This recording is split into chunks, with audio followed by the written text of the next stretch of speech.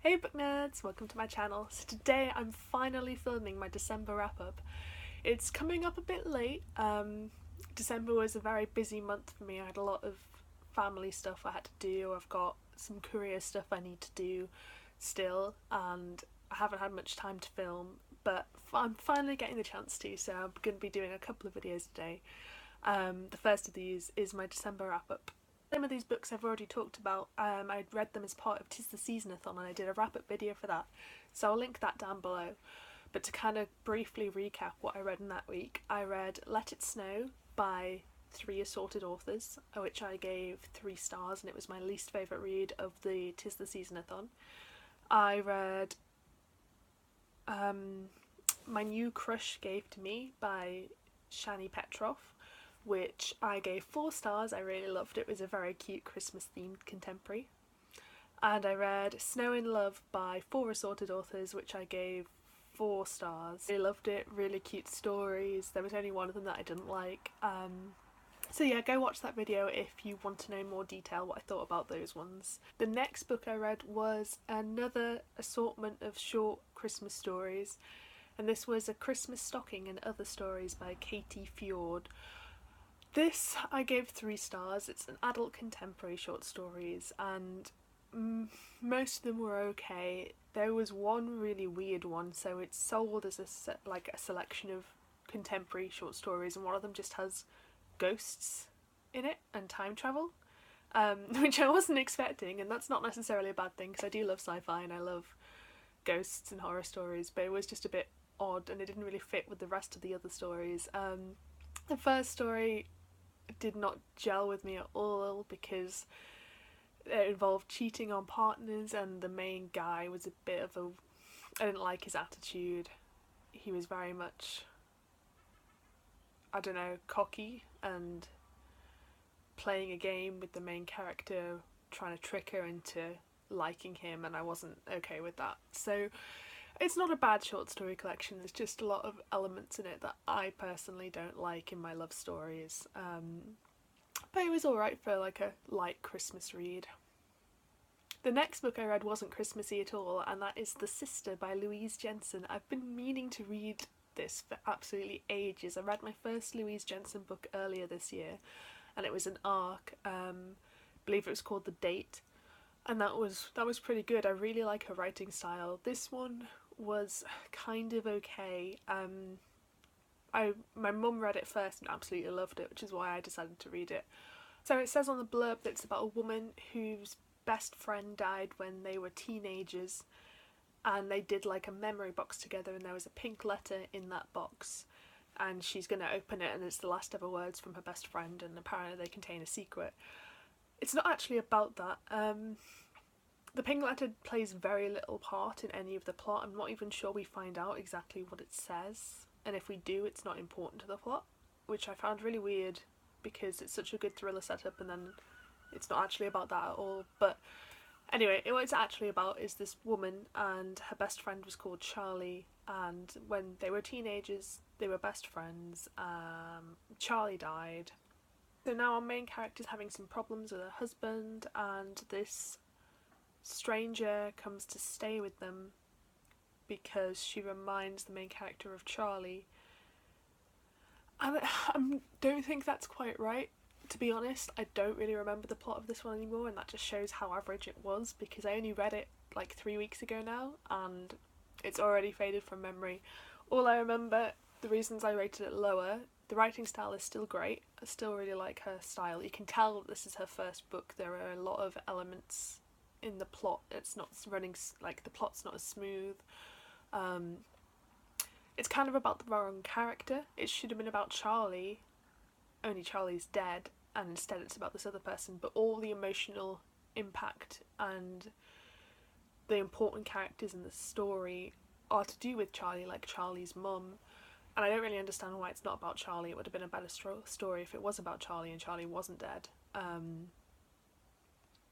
But yeah, and the main character was just, to be honest, really a massive idiot. It's really obvious who is messing with her, and she just doesn't suspect that person at all, not even slightly, and it makes it really frustrating to read because you know the main character's being an idiot and yeah, I don't enjoy thrillers where the tension comes from someone not behaving in a sensible way, because that's just bad writing. That's not the best way to get thrills from your thriller. So yeah, I was a bit disappointed by that one. I then switched back to Christmas stories again, and I read a short story collection called My True Love Gave to Me, which was cute romantic contemporary stories. I'm going to do a blog post about this eventually, where I talk about the stories in more detail. At the moment, don't remember a lot about them. I did really enjoy most of them from what I remember. There were some really cute ones. I think I gave it about 3.5 in the end, so it was alright, it was pretty good.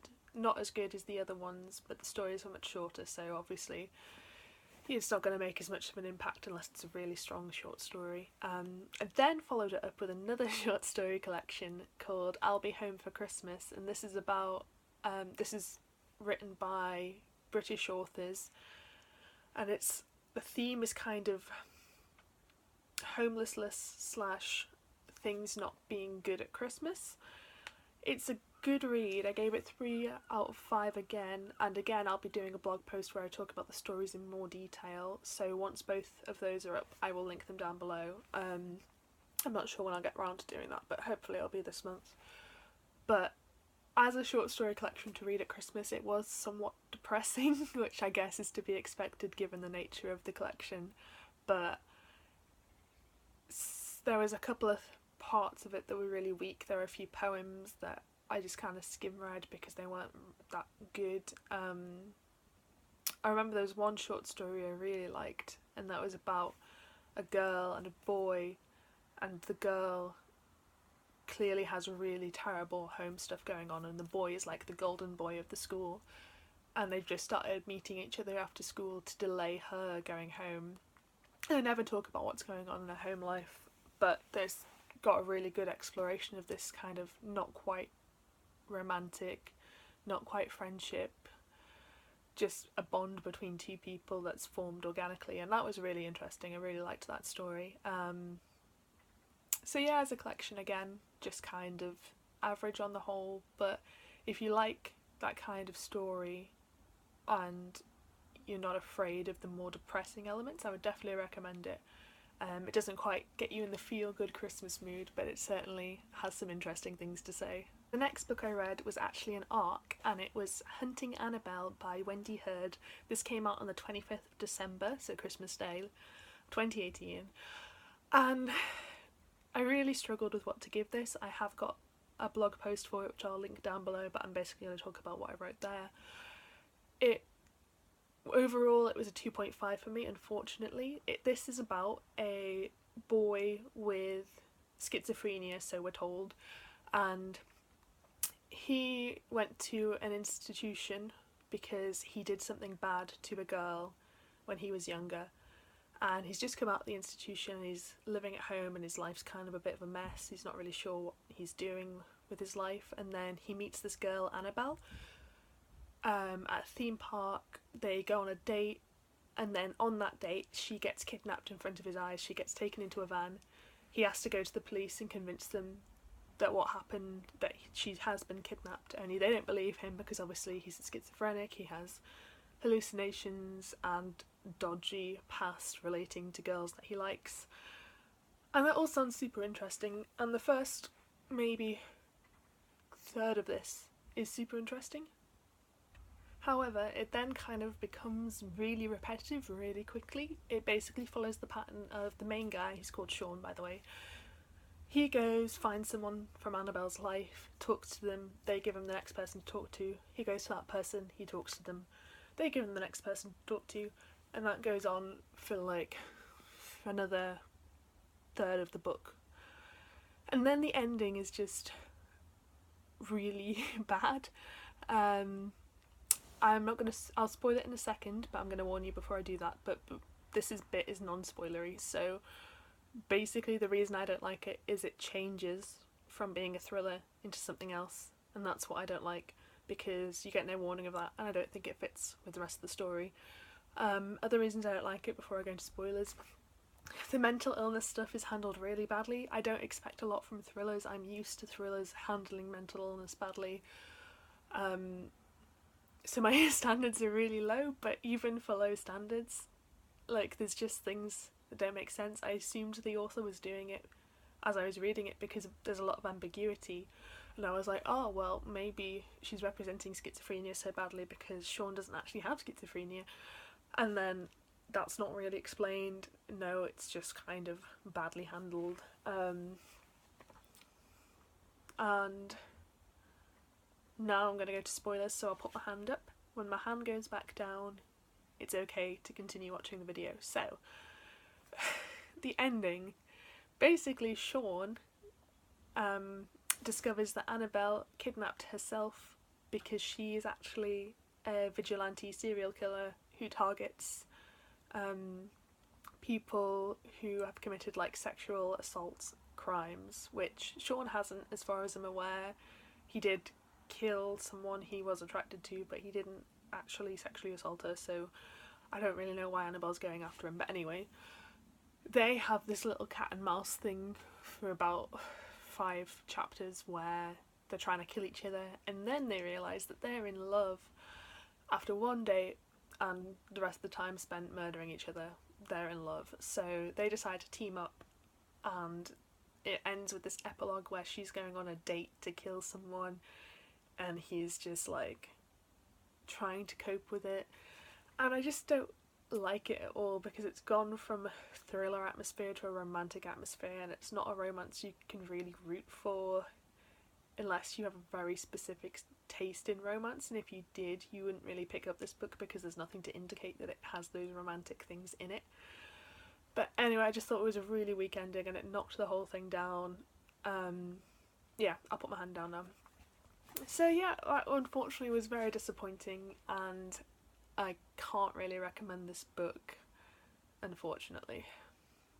The next book was another arc, and thankfully I enjoyed this one a lot more, and that is Truth and Lies by Caroline Mitchell.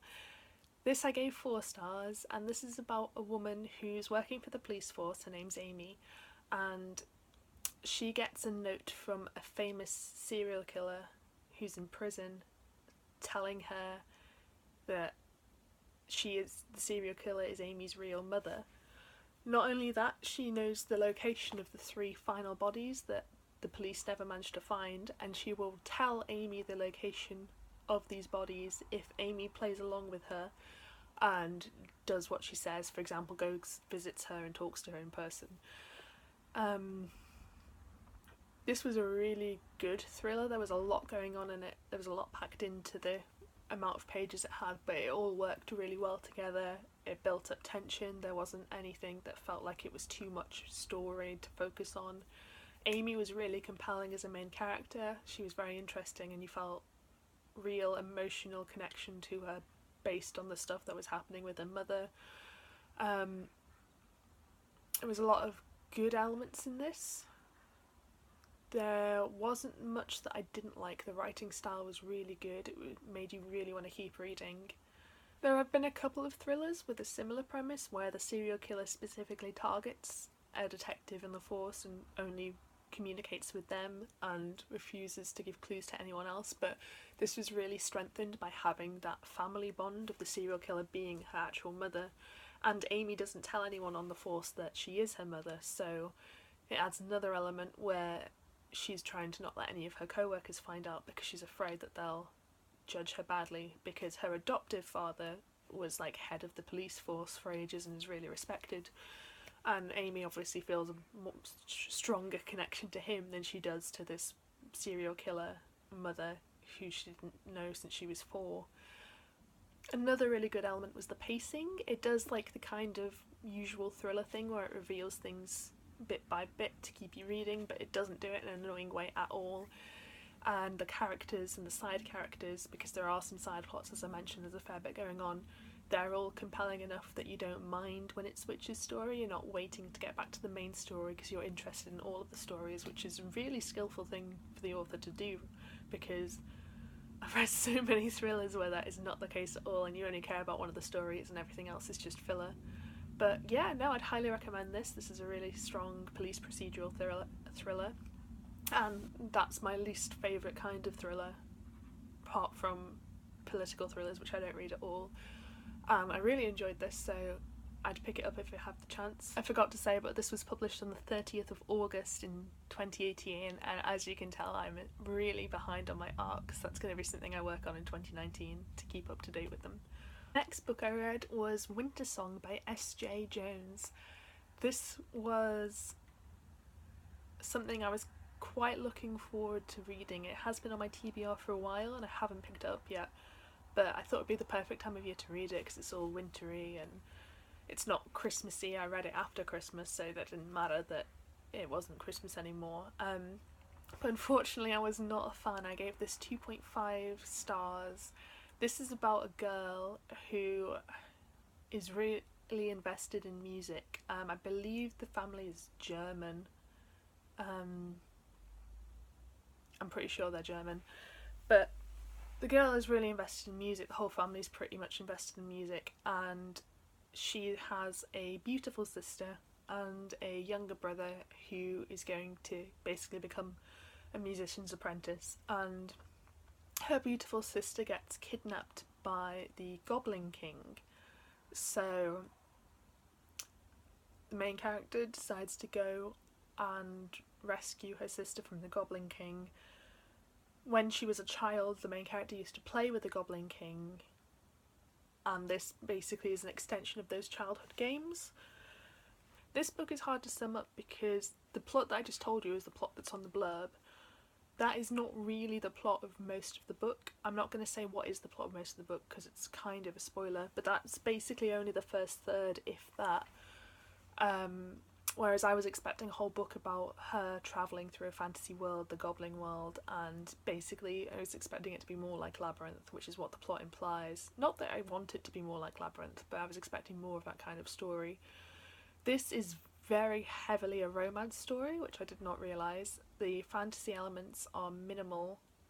I found the relationship in this very unhealthy and not something I enjoyed reading about. I can see some people being really drawn to this book. It has got beautiful writing and the characters are fairly interesting. I did like the main character because she was a ugly teenager and she was definitely described as ugly throughout. It wasn't just her not having self-confidence, she just was very, very plain. Even within the romance she was described as being very, very plain, and I did appreciate that there was actually a character like that where her attractive qualities weren't how she looked, it was who she was. However, like I said, the romance isn't a romance I really enjoyed reading about. It's not very sweet, it's not very healthy in terms of how it's expressed, and it's very dark.